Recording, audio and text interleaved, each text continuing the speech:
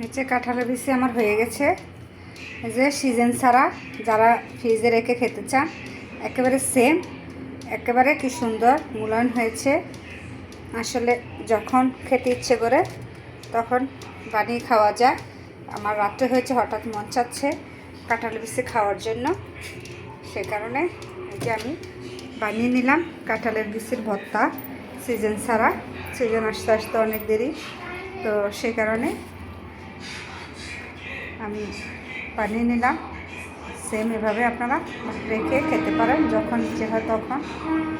কেমন হয়েছে অবশ্যই বলবেন। আর অসাধারণ হয়েছে, অনেক ঝরঝরা। আর পাকা কাঁঠালের বিচিগুলো রেখে দিয়েছিলাম আমার বাবার বাড়ি থেকে এনে, গাছের পাকা। এই যে দেখেন কত অসাধারণ হয়েছে, কত দারুণ, মাশাআল্লাহ। খেলে আপনারা বুঝতে পারবেন। এভাবে রেখে দিতে পারেন, সামনে কাঁঠালের সিজন আসতেছে, এভাবে আপনারা রেখে খেতে পারেন সারা মাসের জন্য সংরক্ষণ করে।